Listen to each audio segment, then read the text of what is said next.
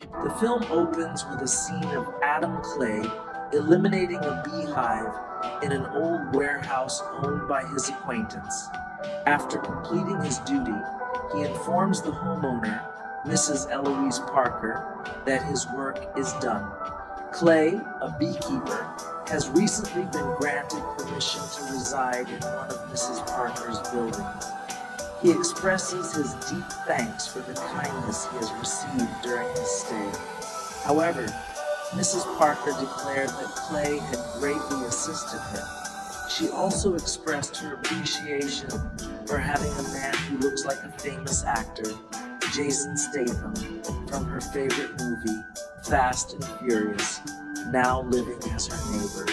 While Mrs. Parker is working, a warning suddenly appears on her laptop screen, informing her that her hard drive is infected with a virus and urgently needs repair by contacting the number displayed in the advertisement. With a limited understanding of technology, Mrs. Parker immediately believes the advertisement and calls the number. A man named Garnett answers the call promptly and asks Mrs. Parker to download some software. After installation, these scammers gained full access to hack into the victim's computer. Garnett and his group were very happy upon discovering that Mrs. Parker had $2 million.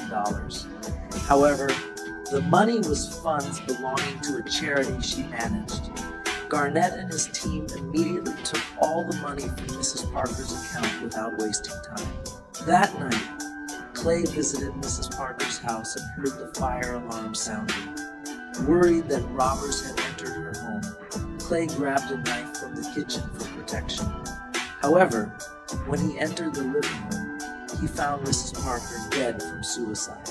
Meanwhile, Verona, Mrs. Parker's daughter, and also an FBI member, suddenly pointed a gun at him, mistaking Clay for her mother's killer. The police arriving at the scene immediately investigated and were persuaded that Mrs. Parker died by suicide. However, Verona did not believe her mother had committed suicide. During the interrogation, Clay explained why he visited Mrs. Parker's house to prove he was not the culprit. The police then took Clay to the station for further interrogation. Verona changed her sentiment of Clay after discovering her mother's account was empty. She realized someone had fooled her mother, and that was the reason for Mrs. Parker's suicide. The next day, Verona met Clay and apologized for blaming him unjustly. Verona even invited him for further discussion. Verona explained that her mother had always lived alone, especially after the death of her brother, a former Marine. When Verona showed him the photo, compared Clay to her brother, which might be why Mrs. Parker regarded him as her son. Verona informed Clay that she found that someone had fooled her mother the night before, stealing all the charity money her mother managed. As an FBI agent, Verona had asked her friends to trace the fraudster's location, but even the FBI failed to find them. Clay unpacked one of his beehive boxes and took out a special phone inside. He used this phone to request help from an acquaintance to find the location of the fraudsters who had deceived Mrs. in just a few hours. The acquaintance provided the necessary information. After learning the fraudster's location, Clay immediately went there, carrying 2 Jerry gasoline cans. When the guards asked what he intended, Clay casually stated his desire to burn the entire building down. At first, they thought Clay was joking until he went upstairs and ordered the fraudsters to stop stealing.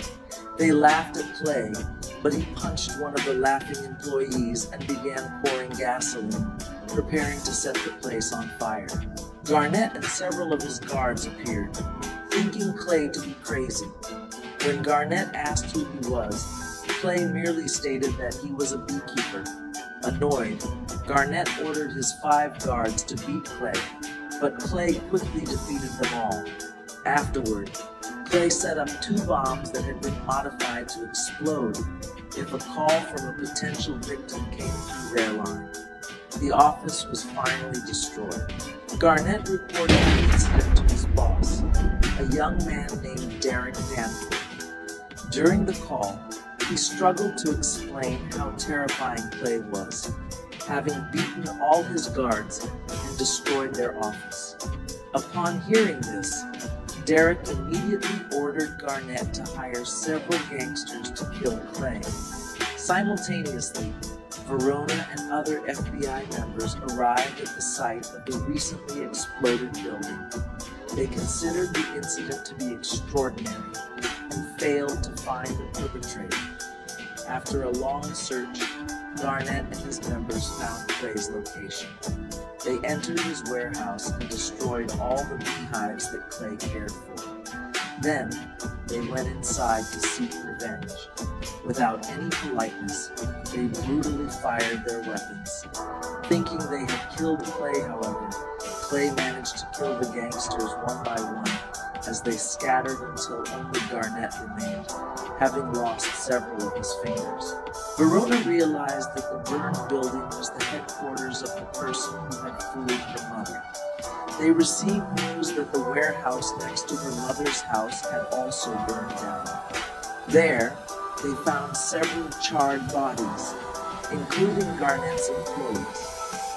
They realized that the perpetrator had characteristics similar to Clay, especially after hearing the perpetrator claim to be a beekeeper. On the way, Garnett kept crying over the loss of several fingers.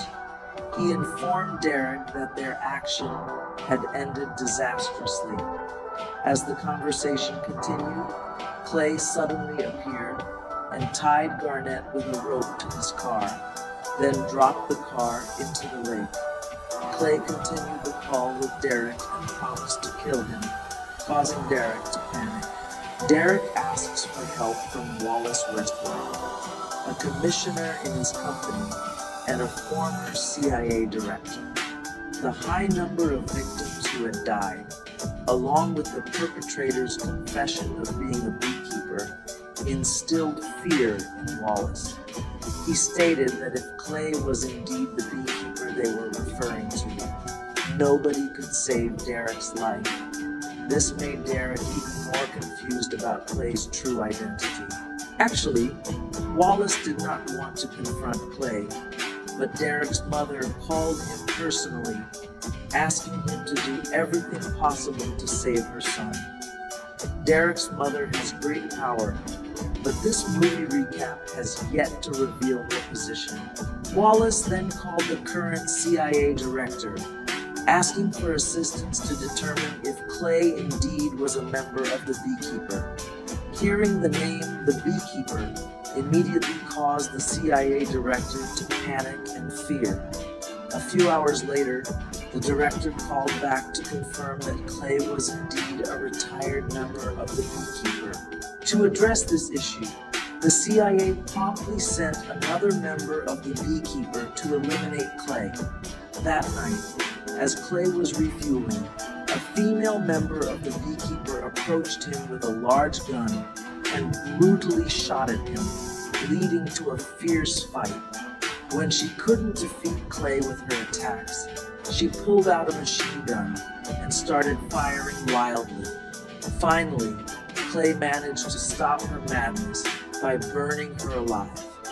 Before leaving, Clay cut off a finger from the member of the Beekeeper. Soon after, someone informed Wallace that Clay had killed the member of the Beekeeper they had sent, and the CIA decided to withdraw from further involvement.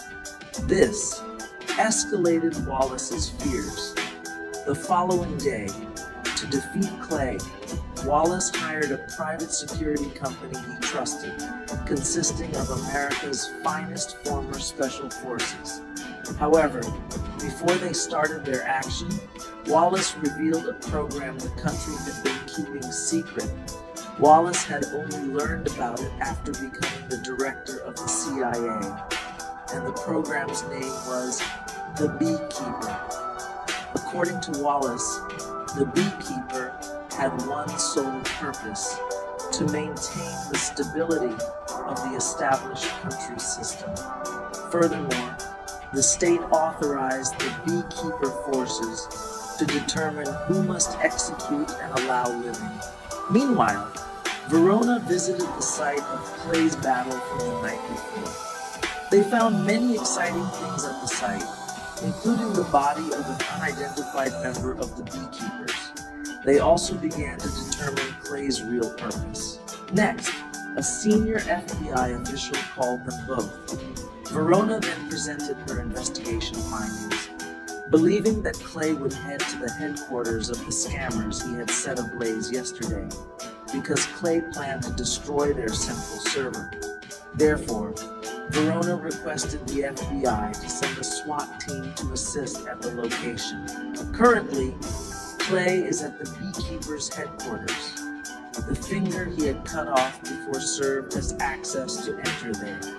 Inside the headquarters, various weapons and specialized computers are available, which Clay uses to locate the headquarters of the scammers in Boston. A combined force of the FBI and private security, hired by Wallace, had covered the location Clay intended to destroy. The forces divided their tasks. The SWAT team guarded the ground level, while Wallace's troops watched over the upper floors. You might think Clay would sneak in through the back door and disguise himself. No, Jason Statham doesn't like a movie script that's too ordinary. Clay walked in through the front door, unexpectedly slipping among the SWAT team, discussing how to capture him. It was entirely unexpected that he could hinder 10 SWAT team members without using any weapons.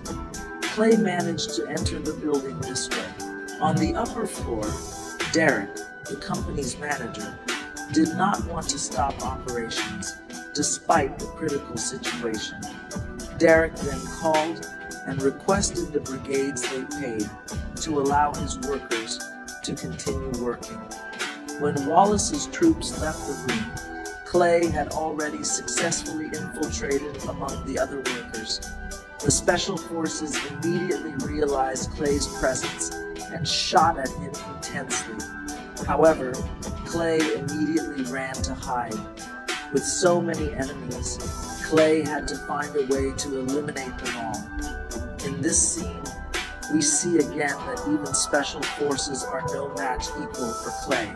Clay quickly defeated the leader of the troops that Wallace had sent.